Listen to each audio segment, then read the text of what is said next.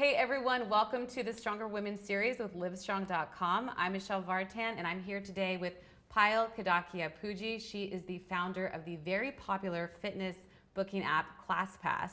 Welcome, Payal. Thanks so much for having me. As part of our Stronger Women series, Payal's going to talk to us today about how when she changed the way that Americans experience exercise, she actually changed as herself as a leader and a woman. ClassPass is one of those apps that I think when it came out, it was so obvious there was a need for it. Boutiques were charging a lot of money for classes and people were seeking variation. I'm wondering, 3-4 years ago when you launched this, if these were personal needs for you in your life, was it something that you needed and then you realized it could turn into a business? Yeah, so, I actually started the company a bit over 6 years ago. Oh, okay. And I had actually started it. I was sitting at my desk one day and I was looking for a ballet class to take. And I was miserably frustrated by the experience of just searching online and not knowing which class to take, if it was the right instructor, how long it was going to take me to get there. And all those decisions that were sort of in the way made me not go. And in that moment, I realized, wait, if we can make this easier for people to just get all the information in one place, would they go? So that was actually where it started.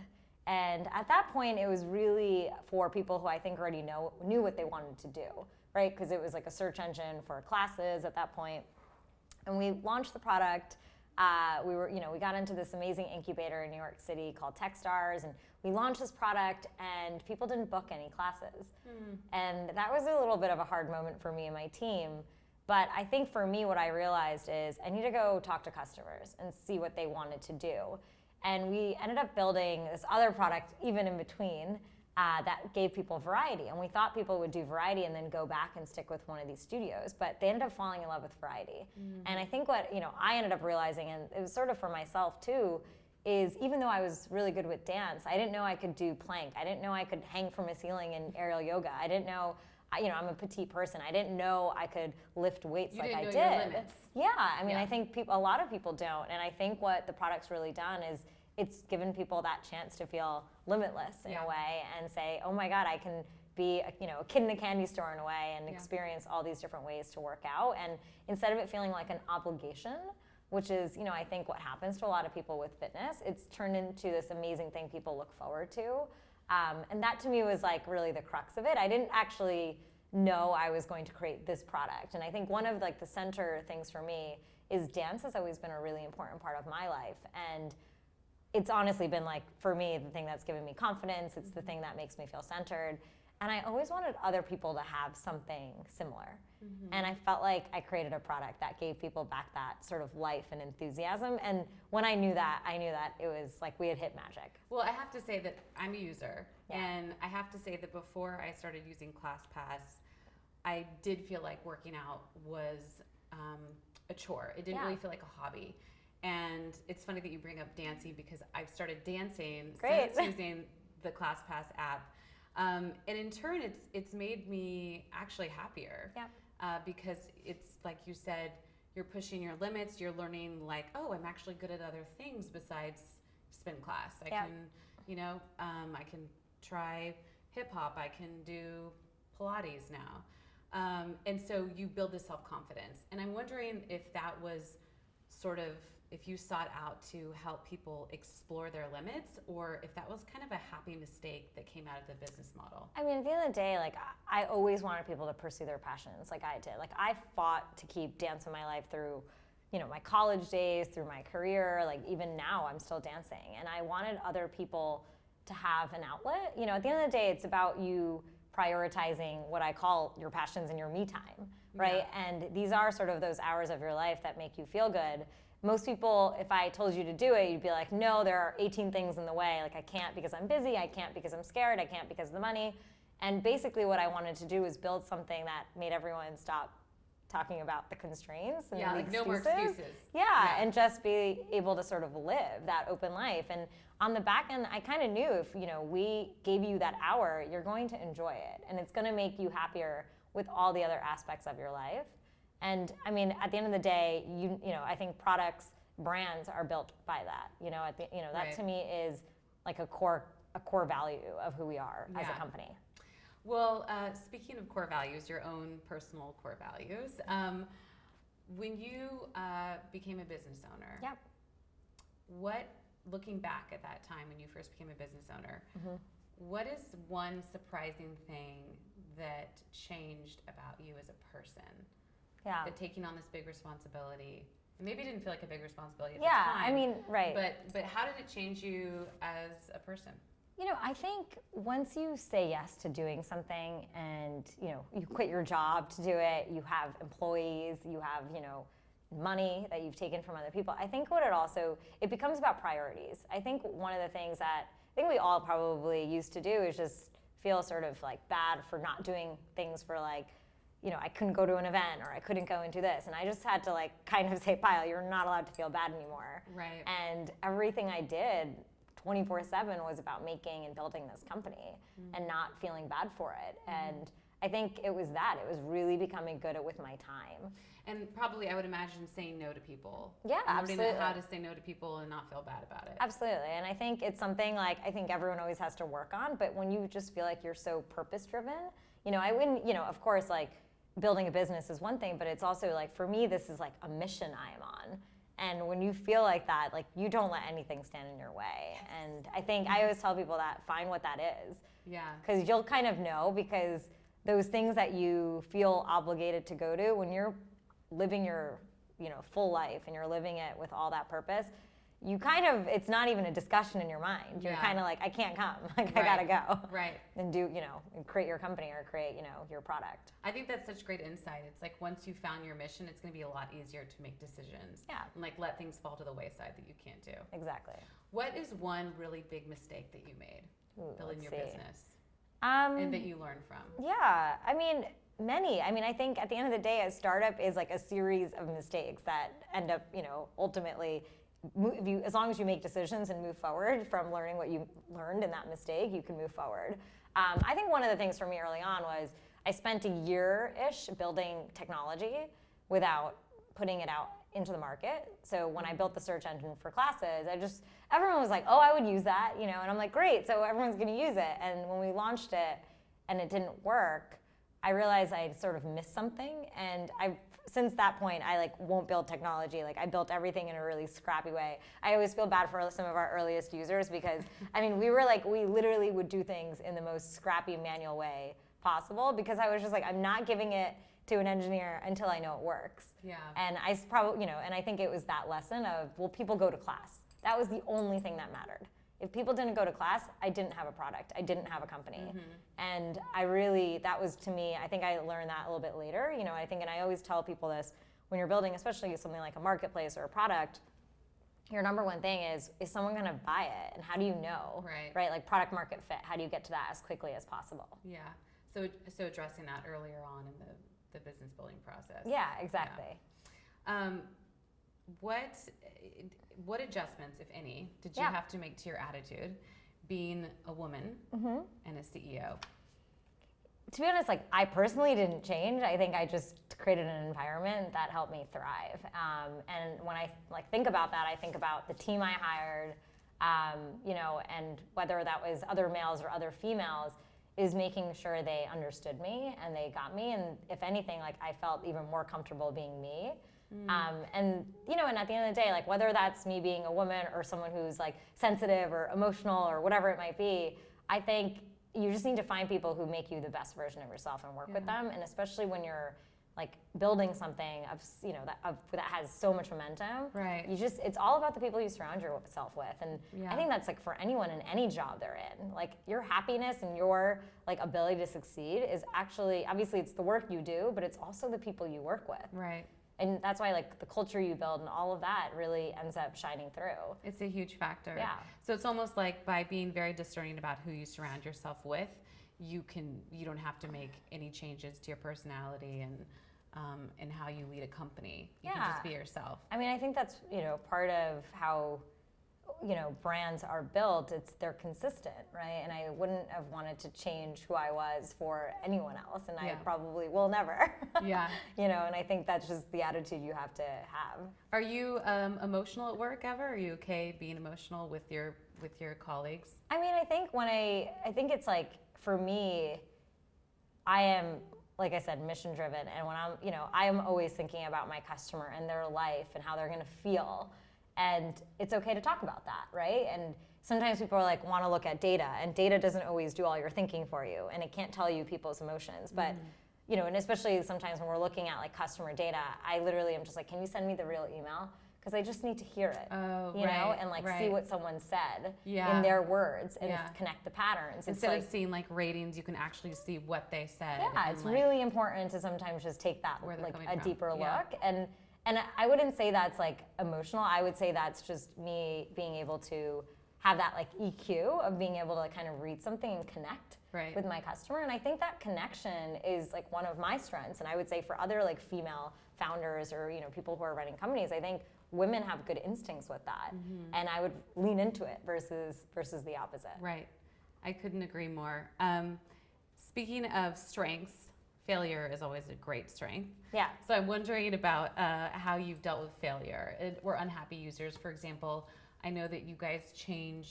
We changed our pricing last year. You changed your pricing. Yep. There was a lot of people that were upset. Yeah. How did you deal with that? And like, how did you not take it personally? Because this is your baby, and like you want people to be happy. How do you? Look, I think one of the things is like, to me, I'm building a company that I want to last for as long as possible, right? And it's because I want to, if anything, change more people's lives and change the lives of my current customers even more. And it's important to make sure you're building a company that can do that, right? And it was more important for me to make sure, we had a healthy company, a healthy business that was moving forward. And of course, things like that were hard. And I actually spent the day brainstorming about products that we're going to be building in the future. And and so to answer your question, it's really in moments like that, I always like to take action and to move forward, if that makes sense. Like, I just feel like sitting there is like always the hardest things to do. And this is obviously like, this is how I kind of deal with any type of thing where I feel like, oh, I'm like not feeling well right now. I'm like, all right, what am I going to do to get myself out of this zone? Because the best thing I could do is create more, give more, do more. Yeah. And so I think like knowing that about yourself, of how you get out of those down moments, and especially when you have a startup, there are ups and downs and they happen all the time. And, like there are times where even when I'm like down, I'm like, I gotta go to class, and it's about knowing how you get out of that zone. Yeah. Because it's, I think, your thoughts are really all you have, and your thoughts will control your feelings. And if you can change them into being positive, things that are gonna move you forward versus sort of set you back and make you kind of do nothing, I think you should always try and push them to action. It's almost like recognizing like the downward spirals ahead of you. Yeah. And being like, I'm not going to go that way. Yeah. I'm going to go the other direction. Like, what do I need to do? I need to like take a class. I need to take action and make change and start moving forward. Yeah. And, and even when we like made these changes, like it was really, it was like a hard decision, but at the same time, like I think back to like 3 years before where I was like, I just want someone to go to class. And now I'm like, people went to so many classes, it was like this really interesting conversation that always transpired in the company, because it was like every company dreams to have this much engagement, right? And then we were like, but it's hurting our business, So it just became a hard thing. And, I think we knew that our product speaks, to obviously like having all these different types of plans. Right. And we know that, our customers still love it, so. Love the flexibility. And it's still not as expensive as paying $35 for a class. Exactly. And there's a lot of cool stuff coming, so. Yeah. I can't wait. Yeah, I've seen new classes on there. Like there was like drumming classes and meditation classes. It's not just exercise anymore. And we just launched video on demand. So cool. The middle tab of everyone's app, if you upgrade, our video on demand workout, so you can do whenever you want to. Oh, that's extremely convenient. Yeah. So speaking of changes, you recently transitioned from CEO to executive chairman. Yep. Tell me about making that decision, because I imagine it wasn't an easy one. Yeah, I mean, the person, so Fritz, who is the CEO, is someone I've known for 3 years. He was one of the first investors in my company.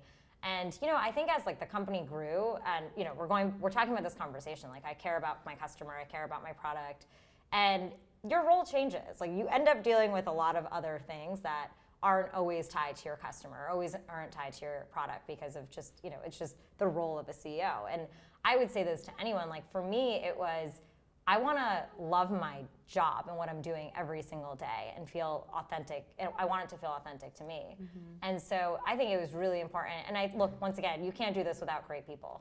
Like if it wasn't Fritz, like I probably wouldn't have made this decision. But I think like that's what's so important is, once again, surround yourself with awesome people that free you up to focus on your own magic. Right. And once again, this goes to anyone who is in any like job, any title, any role.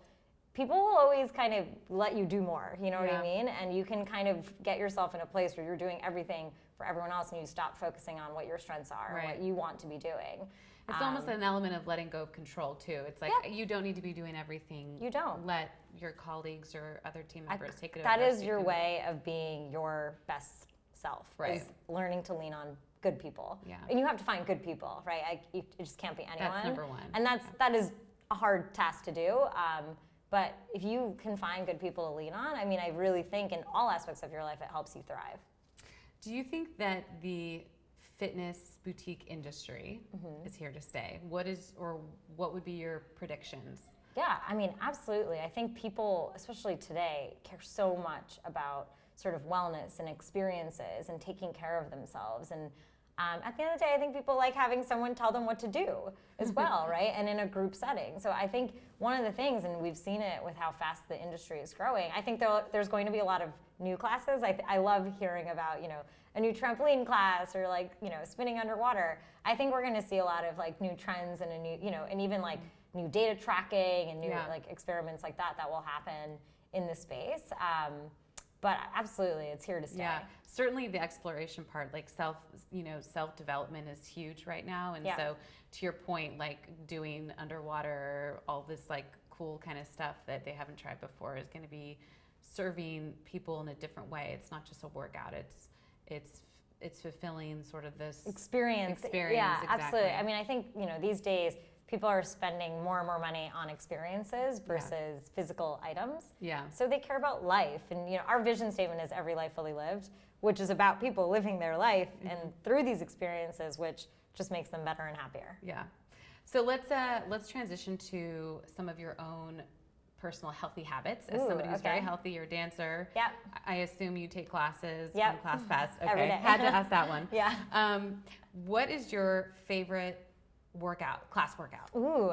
Besides dance. Yeah, totally. I know. Yeah. No, I love bar. I mean, I'm like a bar addict. And it's interesting, when I think I first went to bar classes, I was like, what is everyone doing? Like, I didn't understand it. Yeah. And a lot of people will always say to me, like, I don't know, I go to bar and I don't get a good workout. When you start to learn actually how to do it, and I think I've like really broken it down, and I've had great instructors who taught me to be like, this is what tucking means, right? Or some pulsing means. Some of the ways they describe moves, you're like, I'm tucking and I'm bending and pulsing. I don't know. Right. I don't know what's happening. My whole body's just convulsing, and I don't know. If now I feel like I know exactly when I'm like working my hardest in bar classes. But so I really love bar classes. Cool. I mean, I love so many classes though. I mean, that's like it's a hard question. One of the coolest experiences for me. Like, I definitely, like, even before my product existed, I wouldn't have called myself strong. It's not like a word I would have used, like, and being this strong woman. It physically, like, I just didn't think of myself that way. I'm 4'11", like, it was like, okay, I'm always like, I'm petite, like, but now I'm like, I feel really strong. I can hold plank for 4 minutes. That's amazing. 4 minutes? Are you kidding me? Yeah, I'm like, that's like a really long time. And thanks. What is your favorite go-to healthy snack? Ooh, I really like peanut butter. Oh yeah, peanut butter is a good one. Yeah, peanut butter is good. I would say I munch on like carrots as well, and I also have like a little bit of a sweet tooth, so I'll sometimes always eat like butterscotch candies or gummy bears when I can throughout the afternoon. And then you'll just go take a class afterwards. Yeah, exactly. So it doesn't matter. What would be the top 3? Maybe it doesn't have to be top 3, but healthy habits that you practice every single day that make the biggest impact on your life? I've drank green tea for the past 10 years every day. Ooh. I barely drink like coffee. I like really stick to tea. That's good. Sleep is really important. And I have learned, especially building this company for 6 years, like there are obviously times where I'm like, I just can't sleep, and that happens. But I have learned like all of these things are like marathons, not sprints, and you have to take care of yourself. So I'm like really, I try and get like 7 to 8 hours of sleep a night. And like if I don't, I need to like somehow make up for it. I know you're about to have a kid, so I'm not sure how that's going to go. No, I'm trying to like bank a lot of hours right now. Yeah. And the last one is move every day in some way. Like I need to move, whether it's like going for a quick run, like dance rehearsal or practice, or going to a class. Like my like day doesn't feel it, like something feels off to me if I don't move. Yeah, great. In some way. Those are all very tangible, healthy habits. Sleep, move, and drink green tea. I love it. If you would like to see this interview or more interviews on the Stronger Women series, you can visit our hub at livestrong.com/strongerwomen.